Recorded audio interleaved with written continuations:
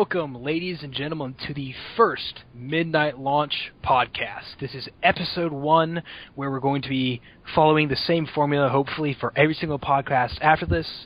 This is Michael, the host of the podcast, and the sexy voice you've been hearing since every single video, and I am joined by all the other members of Midnight Launch Gaming. Guys, introduce yourselves. I'm Jesse. Hey, I'm Jack. What's up, I'm Robert. And this is Tim. Well, you guys were way more low-key than we were. Well, not so enthusiastic. Late. That's unfortunate, guys. All right, so for the people who've never tuned into this podcast before, which is impossible because you've never had a podcast before, the point is we are going to be doing, if you saw our lethal versus non-lethal, we're basically doing a longer form of this where we take a couple topics and discuss them in length, have maybe more argumentative ideas going in and out. So, first topic, gentlemen, I would like us to discuss in-game advertisements, how they work with immersion, or are they whoring out customers. And by that I mean, if you're going through a level in a first-person shooter and you see a Coke machine or you see a movie poster, does that immediately go, I'm not in this game anymore? Or do you get more involved in the game? Does that make you feel better? Does it make you feel worse? And at what point does this advertisement just completely shoot you out of the game and make you go, I don't want to play this anymore, and I feel offended by just how much I'm being advertised to? That's a little drastic. I know, we're like pretty severe way to put it. I'll go first. I think it solely depends on the game. Like, if I were playing Borderlands and I saw a Coke vending machine, I think I'd be pulled out immediately. But in a game like Grand Theft Auto or something where realism is the key goal, like a billboard or anything like that is lifelike or is a copy of one that we have seen in real life, I think it just adds a new level of immersion that is better than anything else. And I was going to say that really works for something like L.A. Noire. Like when you go to a movie theater, or you go past a movie theater, those are real movies that they have on their titles. Are they? I never even noticed that. Yeah, those are movies that I've seen. And so that really brought me into that, which I guess is a lot of what they were going for. They spent a ton of money making you believe it was, 1949? Something like that? So, and that really sold that. Mm-hmm. So let me ask you, which do you prefer? Do you prefer the Coca-Cola, or do you prefer Coca-Cola? Do you prefer the created by the art team, or do you prefer the let's ask Coca-Cola to sponsor our game so we have billboards and whatnot in the game? I don't know. I'm gonna have to. I have absolutely no idea. I'm gonna have to agree with Tim on this one, actually. That it depends entirely on the game. Mm-hmm. For instance, in a game like Grand Theft Auto, where like the advertisements and the radio and stuff is entirely part of like the lore and the experience, and that it has its own, and you have like the radio talk show host coming back, like sequel after sequel. I think it really helps if the game's lore is unique from the actual world. Whereas in games like Skate and stuff, where it's really realistic brands and stuff, I think it really helps if it's more in like the Coca-Cola kind of department. Okay, so you prefer them to have, a Mountain Dew shirt instead of a climbing the green slopes shirt or something like that. Oh yeah, absolutely. And I think that like any sports game's real advertisements really helps because it really brings in the immersion. Mm-hmm, mm-hmm.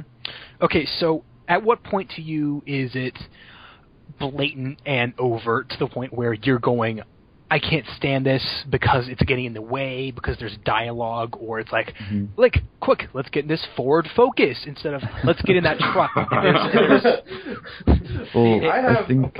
Oh, go ahead. Oh, I was just... Alright, so I have a specific part and, thing that will immediately remove me from the immersion. It's when they start releasing products for the game that you would actually use as cosmetics for your specific person. That's what I think does it for me. I mean, it's fine if you release the game with, a Mountain Dew shirt, whatever, but, in Forza Horizon, recently they released a Honda car pack. That immediately takes it out for me, because now you're incorporating more real cars in there, and I mean, that's fine, but it just drives me crazy when all I'm going to see is this Honda car, instead of just this car is this model. It's more specific, and if you're going to make your car more specific like that, it immediately takes it out of the immersion for me, because I know, oh, they released this free content because they want in-game advertisement, and I have to use it in order to do whatever the case is. Then it's like, well, that immediately took it out for me. Mm-hmm. I'm going to have to disagree with you once again, actually, because I think sports games, although they're not exactly simulators, and anybody who's played anything will tell you that, I think they're more like immersion simulators. I think the Honda Pack really brings out like the I'm playing a racing game type feel. I think it would be really out of place, and I'm going to bring up the new releases by EA, God forbid, that with Dead Space 3 and Crysis 3, that, you know, if I was walking the scary dungeons of, you know, the ice planet, and I saw a Coca-Cola machine giving me health packs, I'd be kind of pissed. Or if like General Electric sponsored the production of the plasma cutter or something like that. Or, Yeah. Like something the where GE plasma cutter, something really specific like that. Mm-hmm. Yeah, I feel like if it suspends the fantasy world, then it's cutting it really too close. You know, I'm cool with the microtransactions because that doesn't break the immersion. That kind is just Usually. like, oh, you can take a shortcut. But like, I don't know. I feel like it's really context based. I'm still gonna have to go with Robert on this one, because in like the place of a racing game, immersion is definitely the biggest key factor. Definitely. And with a car pack, I mean, that's a little ridiculous. It should pretty much have cars to begin with. Well, it does. Like, What a surprise! No, I mean, but like, why are you paying for like more models? That's ridiculous. well, no, that one was free, but I mean, I guess what I'm going more or less with was here it? is that this is the Honda Civic 2013. It's like, oh, the fuck, why don't I just have, you know, the car, like, a car that actually matters, not like Honda Civic, instead of, like, why the hell would I drive that in a racing game? Like, Right. What? That just doesn't make sense. I think the only way that advertisement can really go over the top in a game that is trying to simulate real life is like, okay, perfect example. In a lot of online games, if you're creating a character, you choose your shirt. Mm-hmm. And one of the options will be like just a Mountain Dew shirt or something. I think that's way over the top. Like, it's really obvious, like, we got paid to do this. Well, why is that a problem to you? Because it's so in your face the whole time that you're playing. I don't know. I feel like if it's a side thing that you don't have to choose, again, I'm going to pick on skating games because, you know, they're really, really brand-oriented, and they're sponsored by, like, the skating companies and the skating magazines and stuff like that. I think it'd be kind of cool to wear, like, a Mountain Dew shirt and, like, skate with people, because that's kind of what you do when you're skating. You're, like, trying to get sponsored, per se, whatever the game campaign is. And you're trying really hard to represent the band. That's the culture. Can I complain that Skate 3 isn't on PC? Because fuck them. Yeah. No. See, I mean, I don't know. See, that's a part of the culture, though. They need the brand name behind that. That's their culture. That's this whole skating thing. That's all they really. I mean, that's not all they really want, but that's pretty much their culture and ideas that they want to enforce. I'm talking, I guess, more or less. See, when you're just trying to drive down the street and they see a billboard for something that you don't see billboards for, like, here's a billboard for the new set of underwear, something like that. Or like in like an MMO when you're at like the main player hub and there's just like flashing like New York City advertisements everywhere. Yeah, that'd be really intrusive. But I feel like with car packs and racing games particularly, it's not as bad. But if you're playing like Grand Theft Auto and you're seeing like a blatant copy of an Escalade or like a Bugatti, but they have like funny names, I'd much rather the funny names than like buy our $200,000 Bugatti. Oh yeah, Grand Theft Auto definitely did that. Yeah, really some well. of those names are really cool. I mean, yeah, like the Patriot on the Hummer. Yeah, I'm glad that we all jumped straight to Grand Theft Auto. Same thing with like Saints Row, where they had like the giant ass truck was called the Compensator. Oh my god, I love that. That's pretty smart. Great.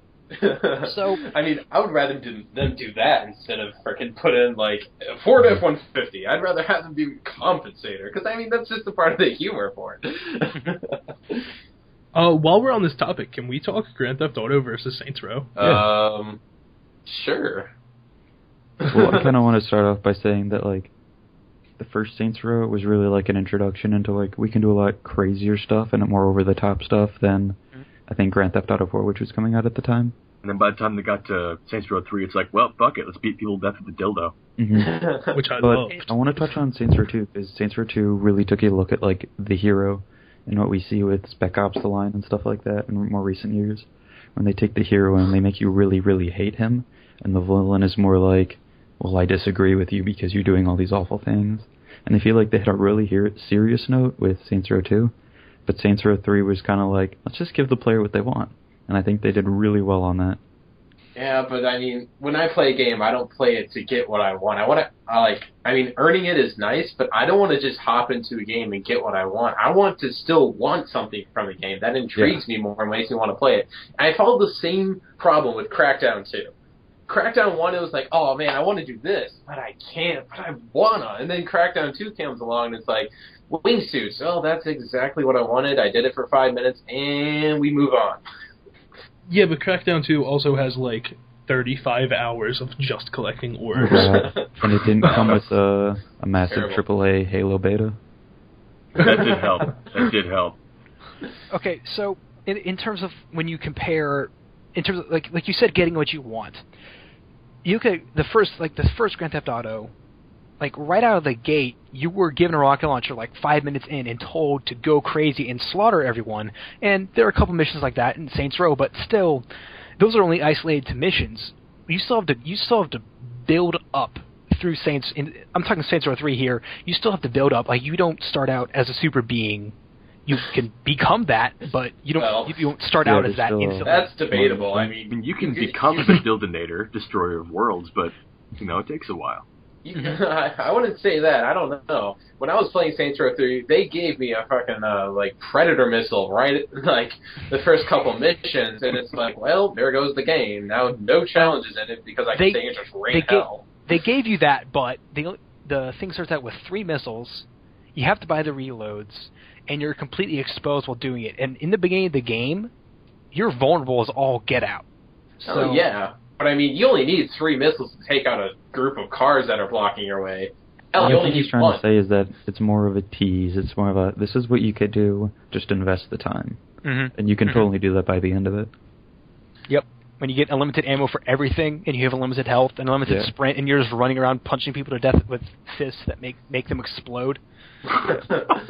that is still probably one of the funnest times I've had in gaming, is just running around and punch things to death. Like, did you play I think it's Wrath of the Clones or Attack of the Clones, whatever it was, where you drink that special energy drink and you become like a superhero and you have like that super sprint, you like throw fireballs.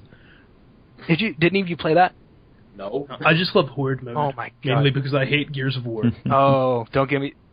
I will talk to you to death about why I love Gears of War. So we'll save that for later. I don't like it. I don't like it. Is one of your key factors the color palette? No. Good. Do you like red? Thank you for having color palette singular. I don't. I don't like Gears of War for a lot of reasons. I'm not gonna lie. So do a lot of people. We can do that one later on. We don't talk about Gears of War. So let's go back to the topic at hand, the original topic at hand. The original idea for having advertisements in games was, okay, so we get this big sponsorship from Coke, we get this sponsorship from Wrangler jeans, and we have all this stuff, and the game becomes cheaper, or we get more stuff in the game, or something happens as a result of it. But has that happened? What? I don't know. Good talk, I feel Jesse. like with recent editions of, I'm picking on EA here because they do a lot of this like company sponsorship, especially with like Slim Jims and stuff. We're so brave on this podcast. But like, I don't know. I feel like they don't add anything. I feel like they're just like, well, we got all this money, and we can put it in the game and stuff, and it adds to the immersion and overall like interact with the real world kind of stuff to get more things in game. And I think that's kind of cool. And I think it adds like a social aspect. For instance, getting Mountain Dew caps to get like Halo Double XP and stuff like that. Mm-hmm. But I feel like they don't really take that money and then even it out with the game. I feel like they just use it to collect extra profit. Well, they do. I don't know. I know someone else is trying to talk, but I'm going to throw in this sentence. See, EA, I don't know. I don't pay too much attention to this. I guess it's more of a subliminal thing, whether or not I actually notice it. But EA has been quite good. I hesitate to say that. I really, really do. But with in-game advertisements, because I'm playing Mass Effect 3, I'm not going to see anything about this century's worth of stuff. It's just, that's Mass Effect 3. I'm not going to see any advertisements for anything like that. I'm playing, let's say, Battlefield 3. I'm not seeing any in-game advertisements. And I haven't played the campaign, so don't hit me on Don't that bother. one. But, Yeah, don't bother. okay, I've heard that, so that's why I've been staying away. But for the most part, I played those 2 games. Those are some of the major releases that they've been releasing. No in-game advertisements. Okay, I don't see too many other than the racing and sports games. But I think that's because they actually think it'll affect the game. I think it's more contextual in racing games, anyways. Yeah, it is. What I was just going to say a minute ago, and this relates to what you were saying, Jesse, is that in Mass Effect, they do have a couple things, but they tie to other EA and to other BioWare games. So there's 2 suits of armor that switch between Dragon Age and Mass Effect. Oh, yeah, and the Iron Dragon Man Age 2 came out? Okay, yeah. Mm-hmm. Yeah, and you could get those. Those are more just like nods to the other games, and they're even made by the same developer. That's something actually like that EA. That's like one of the things that I actually like that EA has done is that I think if you played the Kingdoms of Amalur Reckoning demo, you got a suit of armor in Mass Effect 3, and if you played the Mass Effect 3 demo, you got a suit of armor in Kingdoms of Amalur. See, that's pretty cool. And you know, I think that was Mass Effect 2. no, it was Mass Effect 3. Amalur. Oh no, in Mass Effect 2 you got that was Dragon Age 2. That was Dragon Age. And actually, we see this again in Dead Space. There's the N7 armor for Isaac and Carver. So, you know, that's actually something that, you know, sort of serves to advertise your game, your games that are in that sort of that little scope of your publisher, but they aren't like, you know, go buy this game and do it. It's like, you know, if you want to, you can do it. And that's something that I wish more games would do. Like for Borderlands 2, if you had a Borderlands 1 save file, you got a skin and you got a head for your characters. That's perfect. I wish more games would do that. If I have a sequel, reward me for playing the first game with something that doesn't break the game, but just allows me to go, hey, I supported your game. Here's a little bit more for supporting my game. Mm-hmm. It's a little trophy you can have. Yeah, yep. It becomes more of a reference, I think, and it's almost it takes you out of the immersion for a second, like, oh, I recognize that. It's just that kind of moment where you're like, yep, all right, you've seen this, you do this, all right, that's pretty cool. But I mean, it does take you out of it, but only briefly, I feel, and it's worth it in the long run. But I don't know, I enjoyed running around and seeing what the other armors are. I mean, I think there was a Batman armor in Mass Effect 3. Wasn't there? No, there wasn't. No, it was Iron Man. Wow, I'm stupid. No. Batman is Batman's WB Publishing, obviously. Oh God, I said something entirely wrong. Okay, never mind. Yeah, wait, what are you talking about? Is there a Superman uniform in Mass Effect 3? There's an Iron Man one, right? No. I swear there is. I have no idea what you're talking There's about. an Iron Man one in there. I think there is. Okay. We'll take your word for it. I want to say there is. There's a bunch of them. Okay. They had the collection. And while we're still on Mass Effect 3, I want to argue this whole campaign bit for a second. The campaign of Mass Effect 3 is absolutely amazing. Yes. The last 5 minutes, not so much. Everything before that is amazing. Play it. Wow. Way to just give advertising to our listeners. Well, listen. We got to make some money About it somehow. anyway. Dead silence. Yeah, what's the next topic, Mike? You're supposed to be keeping this going. All right, guys. So we're Okay, done with Mike. talking about immersion and all that sort of crap. So In-game advertisements, not immersion. true. All right. So with the amount of games we have these days, we have a whole scope of games. There are 2 games coming out soon that I'm looking forward to playing: BioShock Infinite Fuck yeah. and Gears of War Judgment. But I'll reserve. Is there a new Gears of War game? I'll reserve judgment for any of you guys for after we're done recording. But we have a lot of games coming out, and thus raises the question of our obligation to finish the games. How obligated do you feel? Do you feel like if it's a free-to-play game, how much did you put into it? If it's a $10 game, how much time did you put into it? If it's a $60 game, how much time do you put into it? What do you think? Oh, You know, that's all opinion. I don't know. I was talking about... That's what we're asking for. I think it's directly correlated to the price, actually. Because free-to-play games, unless you spend a lot on, like, pay-to-win goodies and stuff like that, I think you pretty don't have like a huge obligation of that. Whereas if you pay like a $60 game, you're more obligated to finish it because you've paid that investment. You might as well get your money's worth. So you don't want to waste your money, is what you're saying? Yeah. Mm-hmm. And yet it's very, very, very clear. Like something I spent $2.50 on Awesome Knots during the Steam sale. I also got a $1.50 skin pack, and I think I've put about. Let me check really quick. Come on, Steam, work. I've put 50 hours into the game. Oh my god! I spent $5 on it. I've put 50 hours into it. So, what does that say? I mean, in like sort of a converse to that, I spent $12 on Chivalry. I've only put 2 hours into that. That's mostly because my computer can't run it. I'm so fucking bad at Chivalry. I'm actually kind of good at it, but I always play it for like 10 minutes at a time and then just rage quit. So, is it more a result of I played this game because I continue to play this game because not because of price, but because I actually like it, because I found out I really liked Awesome Knots. So is that sort of is that something we should consider when we think about obligation to finish a game? As much as I was talking about L.A. Noire earlier, I have never finished that game. I got through the homicide desk and then I just stopped. Really? It's good. I know. I keep hearing that, and I know that because I fucking played 2/3 of it. But I got through the homicide desk, and then something just didn't make me pick it back up. As much as I love the world, and as much as I love the atmosphere and the writing of the game, I just didn't do it again. Same thing. So I can't actually remember how it ended. I just remember liking it.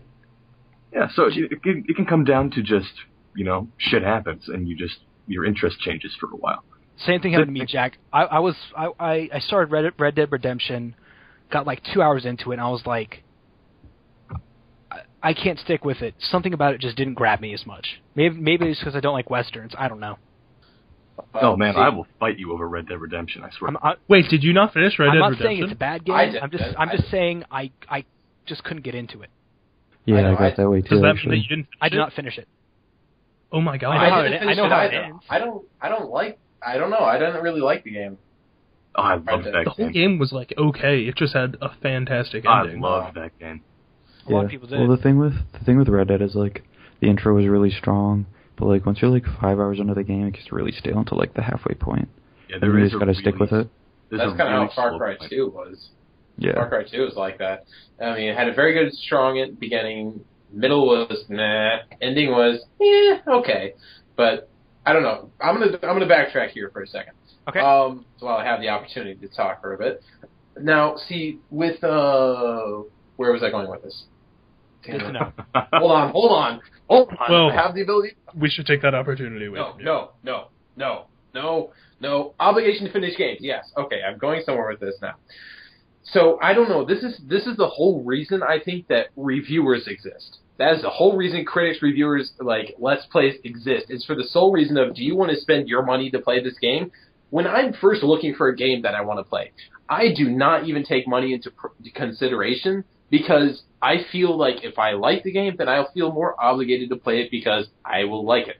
I will have a reason to go play it. I won't sit there and be like, well, I spent $10 on this game, and I can tell you I hate every minute of it. I'm not going to go and be obligated to play this game, but that's just because I don't feel like if I spent my money, I felt like I should have just spent my money wiser, not buying this game and actually done my research before going into the store and picking up a game.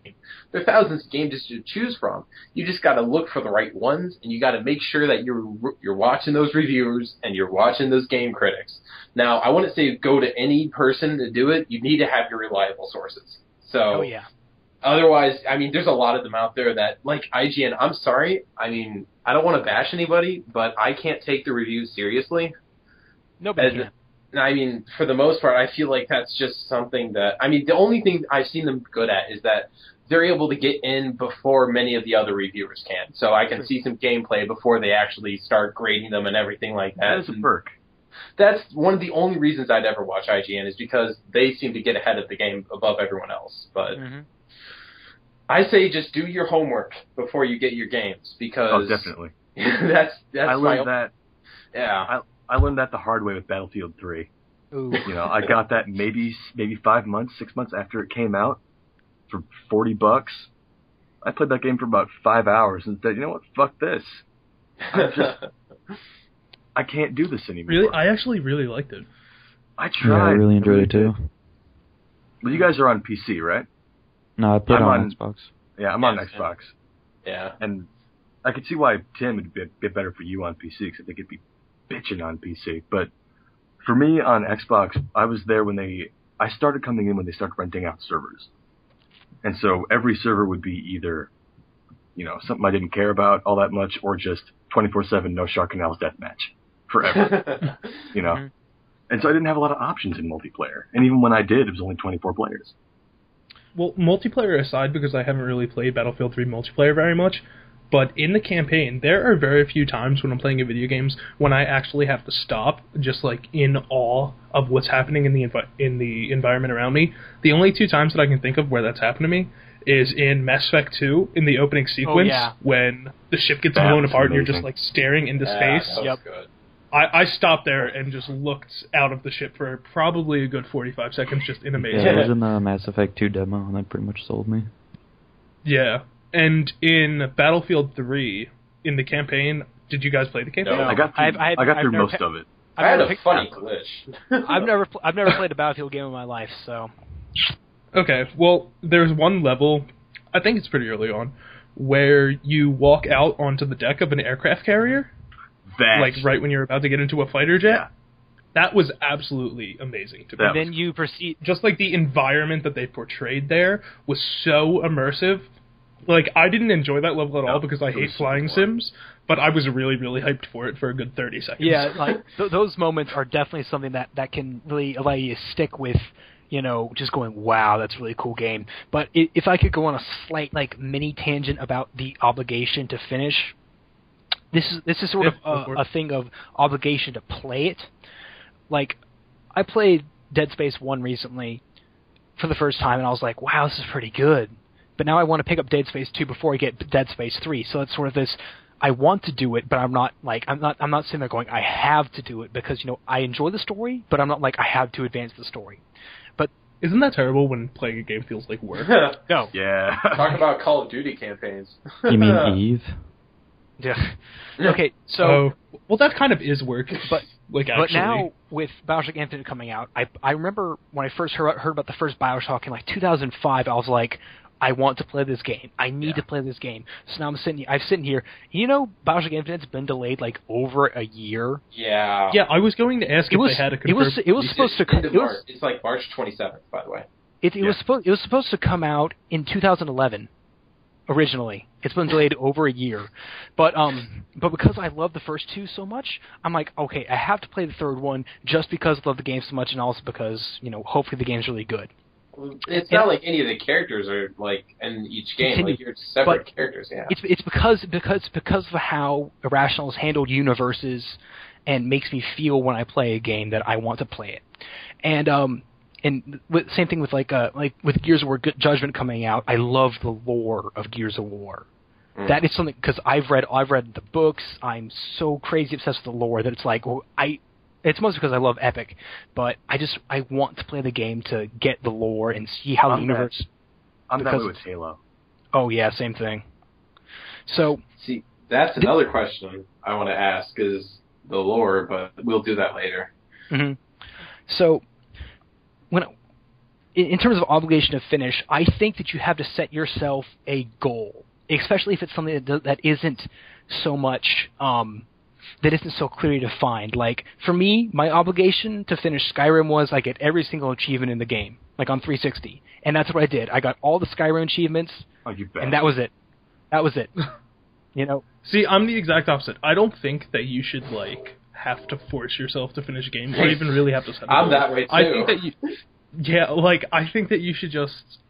And, Skyrim was perfect for me like that. I've never been one to, just go out and seek out achievements. Mm-hmm. But I sat down with Skyrim, and I actually got it at midnight launch. Shout out. Fucking brag about it. Right? YOLO! I got it at the midnight release, and I sat down and played it for literally 28 hours straight. That's what I did. With a Sunny D and 9 cans of Pringles. Bro, ballin'. And a small bag of insulin for when you're done. And I loved the whole thing, like everything about it. And even now, I found myself like just booting up a bunch of mods, and it was like a whole new game, and it didn't feel forced to me at all. I'm not so much saying that I have to do it, because I'll continue to play Skyrim off and on even when I finish the achievements. But in order to feel like you can close the book on a game, you can get to the last page, close the book, and put it on your bookshelf and go, I enjoyed that book. You can do the same thing with your game. You can put it inside the case or inside your Steam library and go, I finished that game and I enjoyed it. I feel like that some games need to have that. And sometimes achievements help define that. And sometimes, with like a multiplayer game that's on like a never-ending grind, like StarCraft 2 or Call of Duty, you just continue playing that game because you like it and the gameplay is something that you enjoy. Oof, I got two things to say about this. Two really big things. First being, it depends on the mood you're trying to go with, if you're going to go with the never-ending or the finished. See, I enjoyed playing Halo 3 specifically because I loved that game. Its multiplayer just felt so natural. I was constantly there with everyone I knew. I was always having fun with other people. I mean, Halo Reach and Halo 4 are something to debate on about that, but I just felt Halo 3 for me was that never-ending game, the game that we could all go to. Everyone on Xbox had Halo 3. It was yes, it doesn't matter who you are. I could find you on Call of Duty. I could find you on Need for Speed. It doesn't matter. That was the game. That was the never-ending game that you could just go to. It was your default game. It's just everyone had it at the time. At least that was me on the Xbox. However, with the whole ending the storyline thing, that is completely and 100% necessary. Assassin's Creed series, I'm sorry, you took that 3 games to... I hated it too. Fucking ended Assassin's Creed 2. Oh no, that's not what I was going to say about it. Oh. I hated the ending to Assassin's Creed 3. Completely. Well, I mean, so did a lot of people. Played that. I haven't played that, but they should have ended it. Assassin's Creed Brotherhood was pushing it.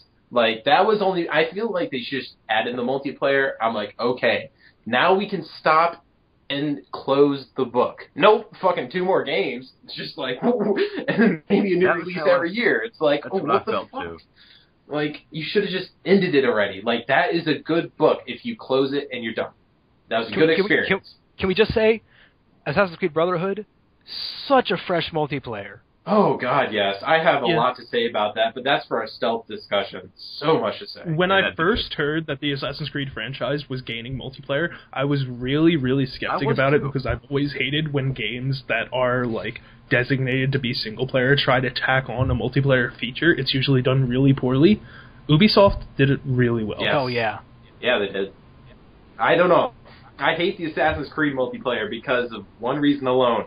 You cannot stun your pursuers. What the fuck? Yes, you can. They've made it a bit better. They've made it a You're bit just better. bad at it. Don't complain. complain. No. See, there's a difference. If someone's standing in a crowd and you hit X on them, I don't know about you guys, but I'm having serious problems with this. When a player... That's because you're supposed to hit B. Oh, fucking B. Whatever it is. God damn it. That's your problem. No, I think you're just illiterate. You can stun them, but you have to hit it before them. If you hit B while they hit B, it doesn't come down to who's got the better connection, and while that does sometimes matter for the most part, I have been having so much more fun with the Assassin's Creed Brotherhood because if you both hit it even relatively close, you could still pull it off. In this, it's an honorable death. I'm sorry, but no. I don't think that's, anywhere near...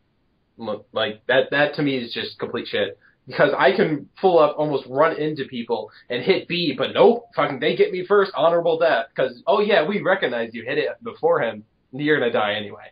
It's what the hell is the point of that? I really feel like that was what ruined it for me. I think a lot of times that it's just a latency issue, though. It might be. It might be their result or it might be the thing in Halo where you can both assassinate each other at the same time, kind of thing. Oh, it's like when you both hit each other at melee and you both are flying. That's something I actually liked about Reach is that you could only do that if the person's shields were down. So if someone meleeed you and you still had a little bit bar of shields, that would just took your shields off and didn't kill you. Yeah, they took that out in 4, didn't they? Yeah. And I kind of wish they kept that back in Reach because okay, this is just sort of a weird thing that people really don't know, is that I got my Xbox in 2010. In May of 2010. You're right. Most people probably don't know that. in May, yeah, in like I think the majority. like spring break of 2010 is when I got my Xbox. So Halo Reach was the first Halo I actually ever got. So that was the multiplayer I got used to. That's why I suck with the battle rifle, but I will kill anyone with the DMR because I'm so used to that gun. But that's just me, you know. Exact opposite. I think that Halo 3 perfected creative multiplayer. I think they did. Oh, no, wait. I think that title goes to Far Cry 2. I'm sorry. I think it goes to Far Cry 2. Ooh, no. See, okay, the thing about Halo 3, I have never enjoyed matchmaking in any game in the Halo franchise, and Forge kind of took a dive after Halo 3, I think, because it became more accessible. In Halo 3, if you were going to make a Forge map, you had to do it well. It took a lot more time because there was that bug with like the mixing together platforms where you had to like save and then reload it and put it on a timer. And anyone that's made a Forge map in Halo 3 knows about that. Yeah. It took a lot more time. People made better quality work. And I've never had a better experience with multiplayer than I did on Halo 3 custom games. Well, see, I'm going to argue that was Far Cry 2. I'm sorry, but you go into any... You can match-make custom games in that, and every single lobby had a brand new fucking map. Every game. It was amazing. You could play in games that were in caves. You could play in games that were on treetops. You could play games that were in spaceships and submarines and aircraft. And you could play a game literally anywhere you wanted with no map packs, no problems. Sure, there was some DLC for it, but my God, it was such an incredible experience as of playing it like after Halo 3. I was playing that game, and I was going into games where I was playing in the Matrix like city. I was playing games where I was in Lord of the Rings. It was like, mind you, every one of these construction is of wooden pallets. Yes, exactly. Well, the difference between Far Cry 2's multiplayer and Halo 3's multiplayer is in Far Cry 2. See, I'm going to say this, and correct me if I'm wrong because I've never actually played it, but I'm going to guess that in Far Cry 2's multiplayer, you're pretty much set to an assault, capture the flag, King of the Hill, one of those standard game types in a multiplayer match. The shooting mechanics weren't as solid as in Halo 3. Yeah, but the thing about Halo 3 is you had the ability to create your own game type.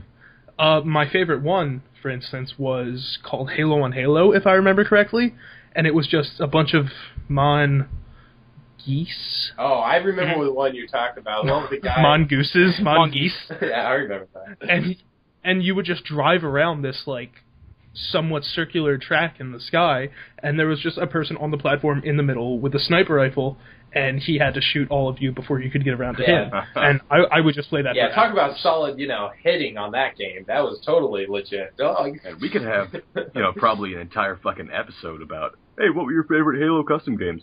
I'd have to go back through that, but yeah. I don't know. I'm the kind of person that was like more interested in the maps than the gameplay techniques, because to me, first-person shooters were all about either connection problems or whether or not you had like the best hit detection on your guns, and it was always about that for me. So I never really cared too much when I went into Far Cry because I didn't care about the mechanics. I cared about the environment I played in instead. So Halo, while it did have these nice-looking environments, you had a set limited number of maps. In Far Cry 2, you're looking at any number of maps. Like, you just infinite. You could scroll through thousands and thousands of custom maps. Each one you could play in a matchmaking game. It's like, that's crazy to me. So I that's why I loved it more than Halo. Well, I want to say more than Halo 3. I just loved Far Cry 2 a little bit less, but better in some ways. I don't know. It's hard to describe, but complicated relationship. Yeah, exactly. They're equals to me. Far Cry 2 and Halo 3 both have the highest standing of multiplayer that I've ever played. You see, there's this interesting thing where everyone's playing Halo 3. I didn't have an Xbox, so I played Unreal Tournament 2004. Holy shit. So instead of being constrained to 2 weapons, I had a plethora of weapons, including orbital call downs and a nuke I could guide myself. I had Goliath tanks. I had all sorts of maps that were available to me, and I didn't have to play online. I could play with bots that were like with humans. Weren't bots great? Oh my god! Especially in like GoldenEye. But I tried to play GoldenEye for the very first time last week. I just was like I was having a seizure. On the Nintendo 64 or on the new one? 64. There's a reason why people say Halo is the best console shooter ever, because GoldenEye can suck its dick. Listen, as long as you put on Big Head mode in GoldenEye, there were no issues. I just couldn't aim, man. I couldn't deal with... It auto-locks. Yeah, you don't need to aim. It would do. What are you talking about? You don't even need to go up and down. You just turn and it auto-locks. I couldn't and then even you do that. Z. I couldn't even do that. I was like a blind puppy with no legs playing that game. Were you using your third hand for the controller? Yeah. Yeah. You know. He had it by his crotch and everything. I don't know what your problem was. All right, guys. So it's amazing how we managed to get here from the obligation to finish a game. Yeah, I told you this. All right, so with games, with physical games, you have the thing your game comes in. You have the case. No you way. have what's on the front. You have box art. That's what do you think about box? Let's talk about how much we all miss game manuals. Yes, let's. I loved my 40-page booklets. Oh, they were so nice and shiny. Me too. Even though they were always in black and white, which pissed me off to no end. The front were colored. Why can't they color the rest of it? I don't know. The Halo Combat Evolved manual was great. They had super they cool. had this is the grunt, this is the elite, this is the hunter, this is the jackal, this is the sniper rifle, this is the pistol, this is everything you need to know about the game as a primer. All in that little manual. I think in an age where games like this are mass-produced to such an amount, I think it's important not to kill so many forests. That's very true. I mean, that is true, but I mean, I don't know. I'm sorry, but it just seems more hearty to me instead of a game where it's like you open it up, oh look, there's a little leaflet, instead of a game that's like, and here's the incomplete instructions, lore, and history of the game. It's like, that just is more of a punch, more immersion, better stuff, more reading material, and hell, arguably more bathroom reading material. Been there. Yeah, I don't know. There were times I was on my you know the South Park episode where they're playing World of Warcraft and Cartman has that little book that he's sitting on the toilet reading. Yeah. Mm-hmm. I've done that a couple times with my WoW manual. Oh, yeah. I'm sitting there going.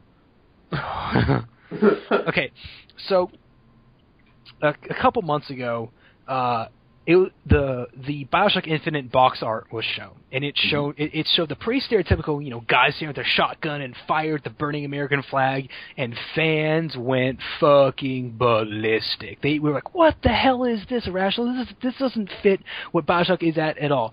And then like a day later, Ken Levine comes out and says, "We're doing this to get the Call of Duty crowd to play our game." So when they play the game, they see... Hold on, did he actually say that? Like word for word. That isn't exactly what he said, but he was like, we're basically trying to get people who don't normally play these sort of... Well, he's trying to attract an audience where people can, like, teenagers and stuff can look at it and go, I may not have played the first two games, but this one looks really cool. It's doing a lot of the stuff that my other games that I really like are doing. That's I think I want to try it He out. didn't actually use the example of the Call of Duty crowd. He basically implied that, and then a couple days later they allowed the audience to vote on a printable cover, and then Mass Effect 3 had this reversible cover that had both the male Shepard and the female Shepard on it. Yeah, I thought that was really cool. That was this sort of relates to. We seem to be sliding into an increasingly digital world. The speculation is that not this generation, not this next generation, but the generation afterwards will pretty much be completely online. So does this mean box art is going to be gone? Well, Steam is entirely online. Just going to point that out there. But there's still art elements for the advertising kind of things. Like you go to the front page of the Steam store and there'll be... it isn't just like black and white text of, hey, it's XCOM Enemy Unknown. There's a big thing on there. That's digital, though. And we're talking manuals, man. You're not going to sit there opening a PDF file of your printed manual. Right? I beg to differ. I opened up the help files for Doom, and they have lore there.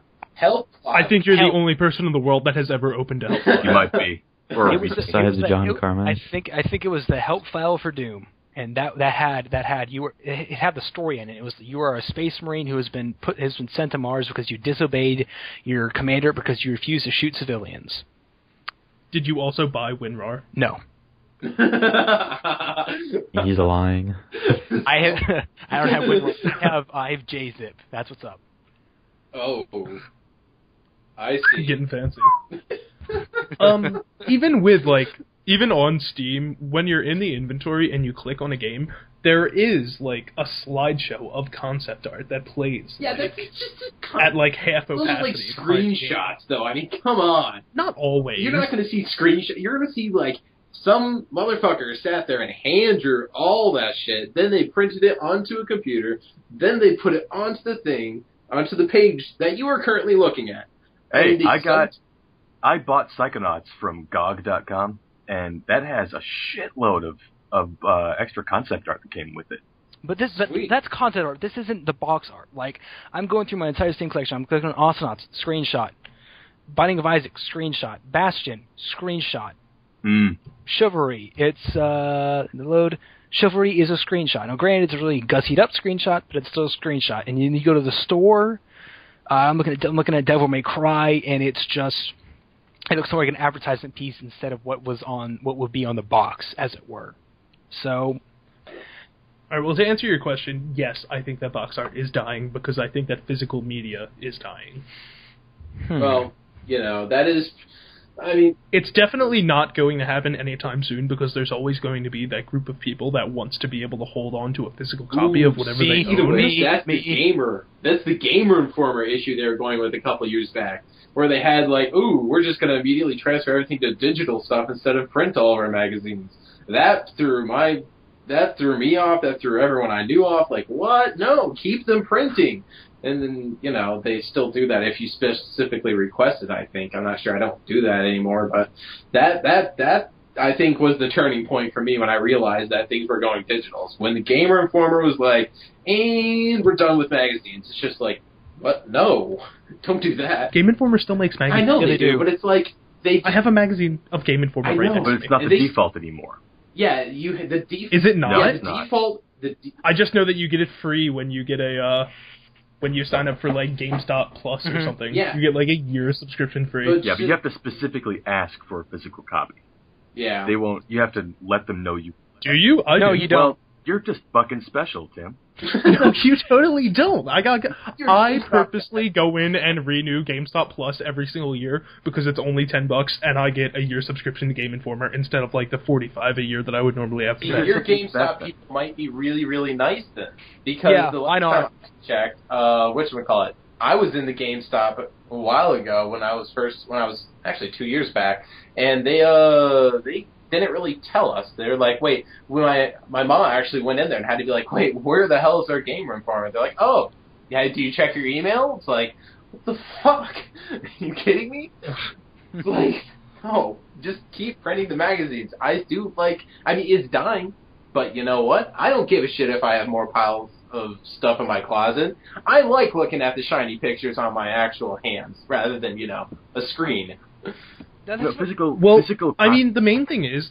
Sorry, Tim. Go ahead. Go for it. Okay, fine. I used to be a couple of years ago a big member of like, I want to be able to hold this game in my hand, and then I built a computer and I started using Steam, and it's a level of convenience that I now have come to love. Here's the question: can you share your games on Steam? And do I have friends? Well, you could have friends, and that's why I like physical copies. I was able to borrow my friend's copy of Darksiders, played that, really enjoyed it. And for the record, you totally can. You can just log into Steam on someone else's computer and download it. You can't play the same game though. You can't. Yes, you can. You can't both be playing it at the same time. Yep. You can't both be playing it at the same time when you have one disc. I don't know what you're talking about, son. Are we like illegally copying the discs and distributing them now? No, I'm just saying back when in the old days, back when I was playing Command and Conquer and all that stuff. That game didn't need to have two different serial codes. As long as if you each had one, you could still land. You didn't even have to have. What are you talking about? You still needed two discs. Bullshit. How else would you do it? I don't know. My dad set it up. It was like back when I was fucking 10, and he and I would play that game together, and we only needed one disc. He sat there. Like your dad is a felon. Yeah, that's what I'm getting from this. All I know is I remember. Should we be letting someone know about this, Jesse? No, all I'm saying is that back in the day, I remember my dad only having one disc. He installed it on 2 computers, and we sat there and played it with the disc sitting out. We didn't even need to use the disc to play it. There are some games like that. Unreal Tournament. You could do it with Unreal Tournament. Exactly. Thank you. That's what I wanted to hear. There are games that are doing that, and I really wish they kept doing that. There aren't games that are doing that anymore. No, because oh my god, I have to make an extra $10 from this one person. No, well, I think it's more a piracy issue than anything. If it's a piracy issue, then why are they hiding behind, the fact that it is a piracy issue rather than, oh, you have to spend an extra $10? Why don't they give me fucking 3 more serial codes and make it so that I can't put my... Why don't they just give me 3 more serial codes and leave me have 1 disc? Give us more serial codes, that way we can install on multiple computers, and then we can all play. Well, the thing is, that would be great, and they probably would if more people like you rebelled against it, but as long as people are willing to pay the extra $10 for the extra serial code, why would they stop? Exactly. The money whoring. The money whoring. Well, they're a company. They're out to make money. That's what they do. Yeah, they make plenty of it. Well, lit capitalism. That's how it works. I know, and I'm trying to fight the ban. America. Goddamn communist. Oh. Everybody deserves game. Why are you taking the game from me? Let's move on before we get way too political. Yeah. All right. So, oh wow, this is actually kind of tough. We got plenty of topics to discuss tonight, gentlemen. So let's talk about. We don't. We're already. We've also been going, for an hour. So, do you guys want to call it tonight then? Let's do one more time. All right. I think we should do teaching lore to new players versus veterans. All right. I think that's actually really important. So when Halo 4 came out last year, if you hadn't read the books, if you hadn't played the previous Halo games, you're sitting there going, "Wow, there's a lot of really cool stuff going on. I have no context for it." But the games didn't really have much to do with that, though. I feel like if you didn't read the books, you were pretty much left out. You were, because I played Halo 1, 2, 3. I followed the storyline. I played the damn game. I played every Halo game, and then I went and played Halo 4, and I had no idea what the hell was going on, to the point where I only played through half of the campaign. I read most of the books, and I pretty much got it. So I think a lot of it came with having read a lot of the outside material. Mm-hmm. Yeah, I don't know. It's fucking great, by the way. Oh, yeah, hell yeah. Goddamn, First Strike, Contact Harvest. Strike's really good. Fall of Reach. Yep. Man. Oh, my. Did anyone else cry a little bit when the Australian guy died in Reach, whatever his name was, when he, sacrificed himself? You mean, that game is a couple years old, okay? It's alright. George? Yes. Did you know George is actually a Spartan 2, not a Spartan 3? Here's a little lore for you. Yeah, does that matter? It actually does. It actually does. Does anyone want to call these kids? Because he calls them mom. There's a really important thing where because they're Spartan 1s. Sergeant Johnson was a Spartan 1. There's Spartan 2s, Master Chief. There's Spartan 3s, who you played in Halo Reach, and Spartan 4s, Halo 4. So wait, Sergeant Johnson wasn't a Spartan? He was a Spartan 1, part of the Orion project. Did he stop being a Spartan? Techno babble at me, son. Okay. Yeah, hold on. Did Sergeant Johnson stop being a Spartan at some point? Because in Combat Evolved, he was just the only black Marine. There's also Sergeant Stacker. The important okay, not Sergeant Stacker. He's another sergeant. What? Of course he is. What does he have to do with this now? Okay, shut up. Let me explain. Did anyone else shoot Captain Keyes in the face with a pistol on the first level? Because I did. Who didn't? Okay, so the Project Orion was basically a human augmentation program. It wasn't taking children and growing them from near birth to become Ultimate Warriors. It was taking soldiers and improving them, giving them better reflexes, making them stronger, making them harder to kill. That was Project Orion. Those were Spartan 1s. Spartan 2s were John, Linda, Kelly, Fred. It was children. No, seriously, there's a Spartan named Fred. I think it was Spartan. I think he's Spartan. He's a beast, too. Isn't he Spartan like 80? No, Linda's like 80. No, Kelly's like 87. Fuck if I remember, man. I should know those numbers. Spartan 2s were children that were taken from home, and then trained from that point to be the Ultimate Warriors, just like Spartans in mythology. They talk about that a lot. Chief. The chief was a Spartan. Master Chief was Spartan 2. Yeah, he said John. John is Master Chief. Spartan 3s, who you played in Halo Reach, were similar to Spartan 1s in that they were just soldiers that were augmented to be better. There's a lot of advertisements that show this process where they have a bunch of injections. They show the guy whose muscles just like explode as they get bigger. And the thing is, Spartan 3s were meant to be fire and forget weapons. You just throw a squad of them at a problem, and if they make it back, cool, pin a medal in their chest and send them off on another mission. If they don't, who cares? They're expendable. So wait a second. You said Master Chief was a Spartan 2? Yeah. Wasn't he not around in Reach? He was in there for a brief second if you know how to use it at the very last cutscene. Yeah. Yeah, I was just about to say, I remember seeing him in like the very end of the game, but why were there Spartan 3s running around? He was older. He's about 40 when he started. Oh, so he was already in service. Yes. He just wasn't like playable. Halo Reach is like Halo Reach is like the precursor. Like Halo Reach takes place right before Halo 1, sort of. Like kind of. literally hours before Halo 1 started. No, it's weeks because slip space travel takes a long time. They slip from Reach to Installation 04. Okay, well still, it's fucking close. Are you getting all this from the books, by the way? No, that's stuff that's in game. Is it everything you said was in game? Oh, shit. Some of it is, some of it isn't. And then Spartan 4s are sort of like more advanced versions of Spartan 3s. They're a bit closer to Spartan 2s. You volunteer to be a 4. You volunteer to be a 4. See, in my eyes, drop some knowledge on Popos. The Spartan was the guy that, you actually kind of gave a shit about because he has the big armor. Mm-hmm. He's not the expendable motherfucker who's just running around with an assault rifle and a chest of like a bulletproof chest or vest, The Marines were pretty good in Halo 2. Okay, they were pretty damn indestructible. Actually, there were many times that I tried to kill my squad, and I just compared to Halo 1, where they threw grenades into each other. I can't tell you how many fucking times I've seen a Marine throw a grenade. I said a grenade throw a Marine. Congratulations, English. Where I saw a Marine throw a grenade and it bounced off the helmet of another grenade of another Marine. I'm like, what the fuck? We could probably spin that into an AI discussion later on. Oh my god, hell yeah. Oh, man, AI is a whole other topic. Although, wait, what was the original question? Something about... Christ, lore. I don't even remember. Lore. Had to do with lore.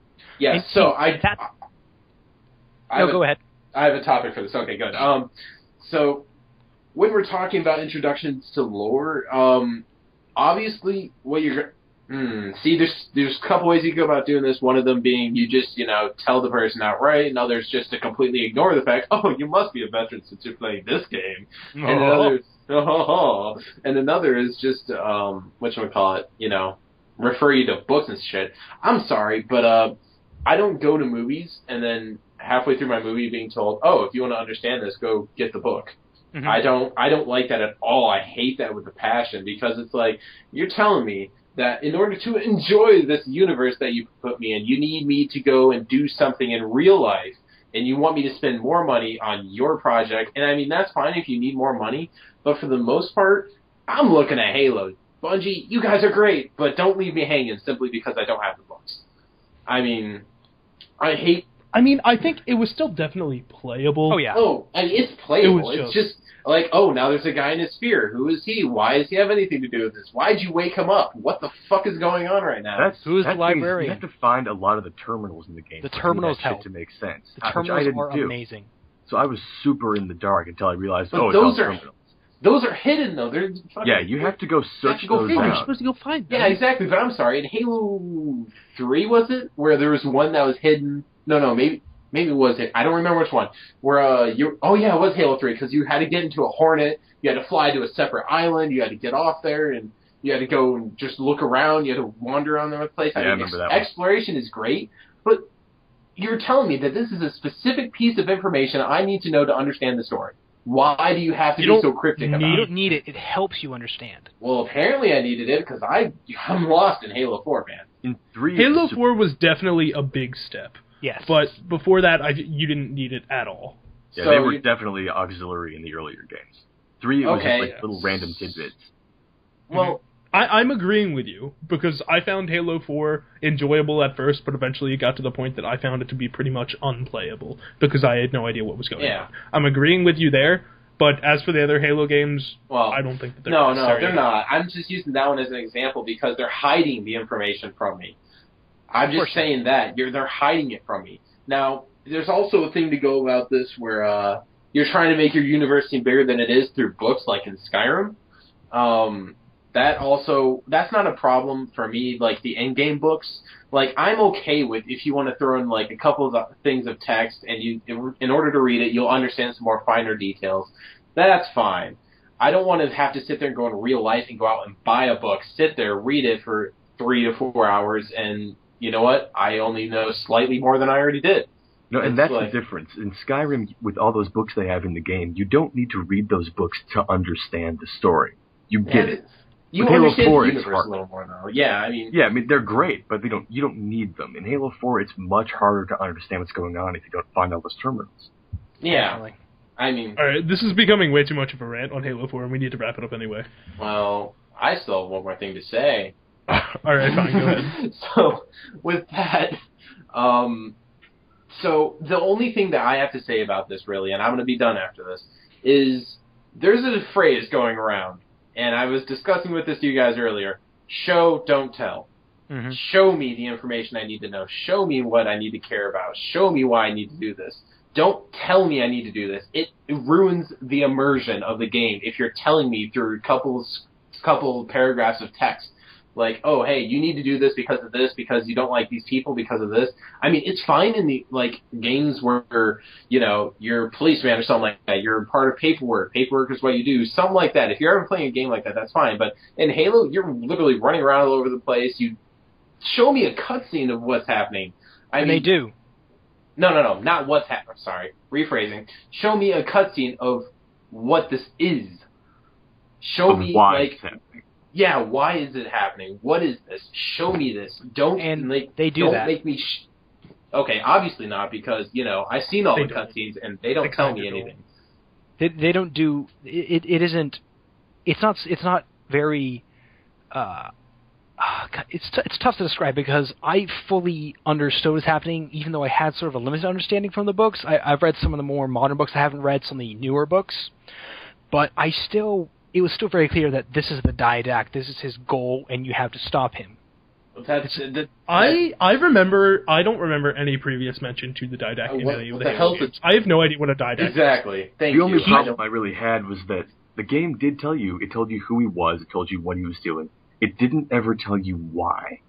It didn't tell you why he was doing it. When? It did. It told you he was collecting he was collecting humans to put them into that giant space plunger and make more Prometheans, basically.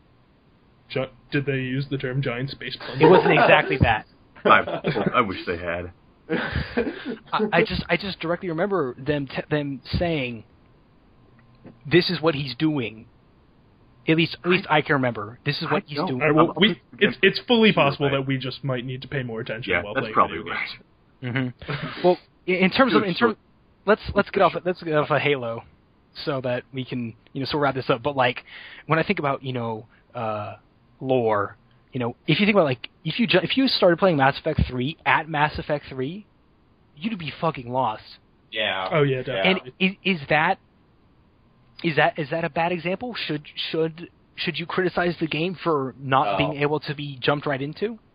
I think that it depends on the type of game. With Mass Effect 3 is so story and lore driven that I wouldn't criticize it because of that, because I feel that to have an actual Mass Effect experience, you need to play all 3 games. Of course. I'm going to go ahead and say, as much as I enjoyed 2, except for 2, because it really had absolutely nothing to do with the story. Well, it actually had something to do with... It's like they forgot that the main enemy was there, and then at the end of it, they were like, oh, fuck, yeah, that happened. And then Mass Effect 3 picks up with them attacking. I want to say that Mass Effect 2 added to the universe more than the story. Definitely. Yes. It added to the universe, not the story so much. Okay. So I think it was important in that sense. Mm-hmm. Yeah, okay. I'll agree with that. in sort of like a different way of putting that, I picked up Prototype 2 earlier last year just on a whimsy. I was like, what the hell, I want to play it. And they had like a little 3-minute intro movie that explained everything that happened to Prototype 1. I was like, all right, cool. I know exactly what's happening. I know what I'm getting into. Awesome. I think these games that are sort of like a slightly more one-off-ish, you should probably do that.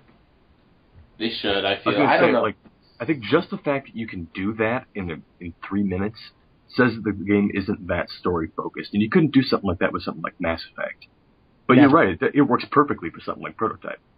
Mm-hmm. Well, No, but that's exactly it. In a game that is so story-driven, I think you should kind of be forced to play the previous games. Well, see, here's the thing with this, though. I feel like you can summarize anything. You can summarize a game in 3 minutes. It doesn't matter what it is. You can, and you should absolutely try, but I don't think you should complain when you feel that you haven't been given the full experience. That is true. I mean, if you well, that's just mentally handicapped. If you're going to be walking around saying, I don't understand the game, well, did you play the first one? No, who are you? It's just, no, that's different. I'm saying, have you outlined the major plots? Like, just tell me, okay, so in the first game, this guy was a part of this group, he wanted to do this with this group found out, and this group decided to not do this with this guy anymore.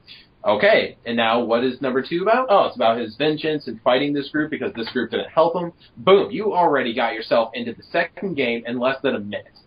And that was just me using general and vague examples, but you can pretty much get the gist of it.